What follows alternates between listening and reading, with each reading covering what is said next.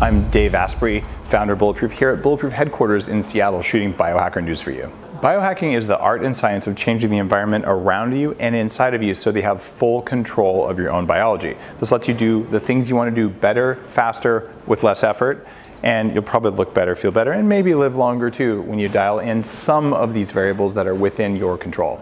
Biohacker News is all about how to do that. Big Thing just published news on a study from the University of Iowa that found a link between food allergies and autism. And they found that twice as many kids with autism have food allergies as don't. And they're quoting a mysterious link between food allergies and autism. They actually said, we don't know which comes first, food allergies or autism. And what they stumbled across here is something that's much bigger. All cases of autism have chronic immune system autoimmune inflammation. So the nervous system is attacked by the immune system. Whether it's caused by food, other things in the environment, or things internally, the microbiome, we don't necessarily know. But it's really interesting to see that this thing with inflammation happens. And special shout out to the film The Magic Pill that tied in the effect of a ketogenic diet, just having ketones in your body, and what happens with autistic kids when they get this. It's really phenomenal what happens. Why? Because ketones turn down inflammation in the nervous system. That's what's going on here. Drexel University recently published a study looking at military veterans with PTSD or traumatic brain injury. And they looked at the type of visual art that veterans would create. And they found out that if people were drawing pictures of their psychological injuries or other things that were darker and more about what was going on in their emotional system, they were much more likely to have PTSD versus just a brain injury. And this is interesting because I interviewed Mark Gordon on episode 431 of Bulletproof Radio, who was looking specifically at the link in clinical data between traumatic brain injuries, a concussion, whiplash, hitting your head when you fall off your bike as a kid, any of those things, and the likelihood of getting PTSD. But it turns out just the kind of art you draw, even the kind of doodles you draw, can indicate what's going on in there. Is it an emotional, psychological injury on top of a brain injury, or is it just a brain injury? Because it turns out a lot of us, probably more than half, have little brain injuries from a long time ago that are affecting how we show up in the world today, and we don't even know it. Recently, The Telegraph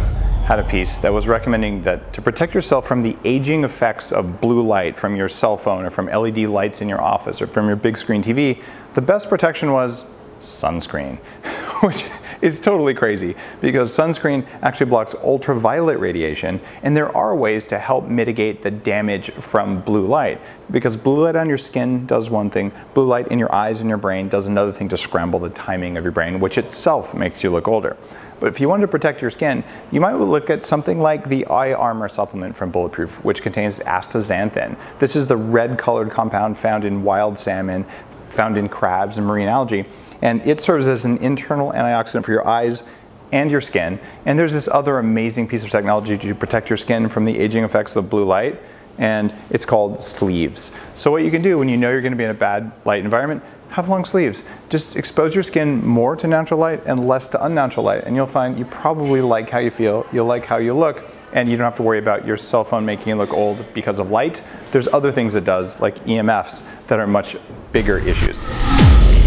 Baylor College just came out with a study about a new molecule they found called PMI43 that can target something called STAT6 in the lungs that is high in people with asthma. So it's really cool to see new pharmacological approaches to dealing with something like asthma, which was a major issue for me when I was a kid. It turns out though, one of the #1 causes of asthma is actually air pollution. So maybe you don't need a new drug, maybe you need an air filter. And one of the biggest causes of asthma that's just not well known is toxic mold in buildings. If you have a water damaged building of spores floating around, there's a very, very clear correlation between that and asthma. It is very well established, and a lot of people suffering from asthma don't look at the air quality in their bedroom to see what's going on. So maybe we ought to start with the environment around us, and then look at our microbiome, which is another trigger to see the environment inside us before we start adding new small molecules and drugs. Although I'm all for these new drugs, because when you discover a drug, you understand the pathway, and then you see how the environment changes the pathway. That's biohacking.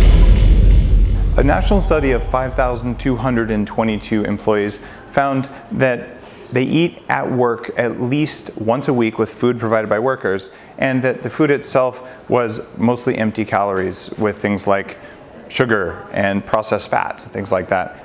The recommendation from the USDA after that, though, was so they should all be eating more whole grains. And it's really important when you're looking at advice as a biohacker to say, well, does this advice come from vested industry interests, like selling the stuff that's cheap and you can store for a long time, even if it's not good for you? Because telling you something is good for you is different than it actually being good for you. And you can tell if you eat something that leaves you full for 4 to 6 hours, so you don't want to snack, and you feel a ton of energy, that's what you want to eat, whether or not your employer gives it to you for free. It doesn't matter if it makes you feel like crap. It's very expensive to feel like crap. So I look at studies like this as something that we can take with a grain of salt. And by the way, did I mention salt can actually be good for you if you're stressed? It's not always bad for you. A new study from Uppsala University in Sweden just found that drinking green tea can lead to epigenetic changes in women. And epigenetics is the study of how the environment around us changes our genetic expression. And they found beneficial changes in this, which is awesome. But what a lot of people don't know is that if you drink even 1 or 2 cups of green tea a day, is that it can deplete your levels of folic acid or folate, the natural form of folic acid that's in your body. So if you're pregnant and switching to green tea, or just low in folic acid, you might actually want to supplement with that stuff on top of the green tea. But we do know that green tea leads to positive epigenetic changes, at least in women and probably in men.